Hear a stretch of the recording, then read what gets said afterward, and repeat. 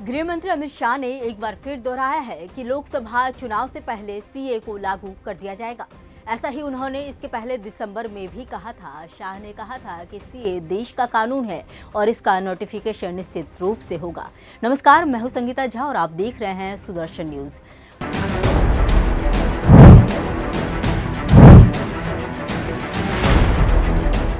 लोकसभा चुनाव से पहले सीए लागू कर दिया जाएगा। गृह मंत्री अमित शाह ने आगे कहा कि मैं साफ कर देना चाहता हूं कि सीए किसी व्यक्ति की नागरिकता नहीं छीनेगा। शाह ने विपक्ष पर मुसलमानों को गुमराह करने का आरोप लगाया है। दिसंबर महीने में बंगाल दौरे के दौरान शाह ने दावा किया था कि सीए को लागू करने से कोई नहीं रोक सकता है। वहीं 12 दिन पहले बंगाल के केंद्रीय मंत्री शांतनु ठाकुर ने भी दावा किया था कि आने वाले 7 दिन के अंदर ही सीए लागू कर दिया जाएगा।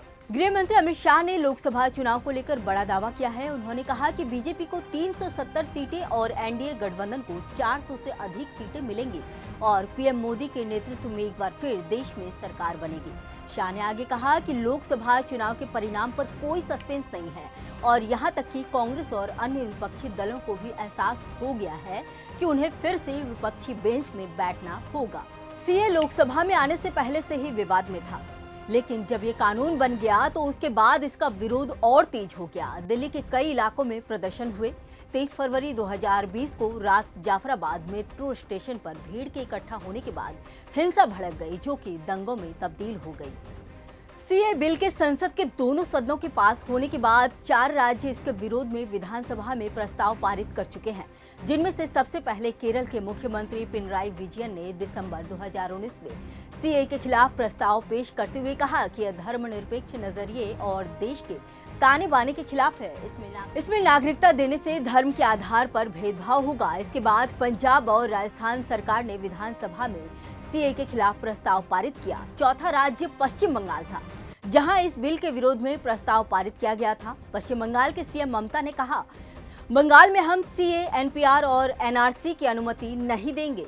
आइए जानते हैं कि सीए है क्या। सीए यानी सिटीजनशिप अमेंडमेंट एक्ट को संसद में 11 दिसंबर 2019 को पारित किया गया था। इस कानून के मुताबिक 3 पड़ोसी देशों बांग्लादेश, पाकिस्तान और अफगानिस्तान से आए धार्मिक अल्पसंख्यकों को नागरिकता दी जाएगी। जो लोग 31 दिसंबर 2014 तक किसी प्रताड़ना के चलते भारत आए हैं, उनको नागरिकता मिलेगी। इसमें हिंदू, सिख, बौद्ध, जैन, पारसी और ईसाई शामिल होंगे। इसमें मुसलमानों को शामिल नहीं किया गया है। इसी के चलते इसका कुछ लोग विरोध कर रहे हैं। गृह मंत्री अमित शाह ने कहा कि पीएम नरेंद्र मोदी सरकार की पॉलिसी बहुत साफ है, सबके साथ संवाद करना, लेकिन संवाद के बाद भी अगर कोई हथियार लेकर देश में अशांति फैलाता है तो उसके साथ कठोर से कठोर कार्रवाई करना, ये हमारी स्पष्ट नीति है। वहीं शाह ने राहुल गांधी पर निशाना साधते हुए कहा कि राहुल गांधी की पॉलिसी है झूठ बोलो, सार्वजनिक रूप से बोलो और बार बार बोलो। ये बड़े दुर्भाग्य की बात है। पीएम मोदी जैसे नेता की जाति पर कोई चर्चा कर रहा है। पीएम मोदी ने कहा कि मैं ओबीसी हूं और ओबीसी एक वर्ग का होता है, जाति नहीं। ये शायद राहुल गांधी जी को उनके अध्यापकों ने नहीं पढ़ाया। इसी तरह देश दुनिया की तमाम अपडेट्स के लिए देखते रहिए सुदर्शन न्यूज। जय हिंद, जय भारत।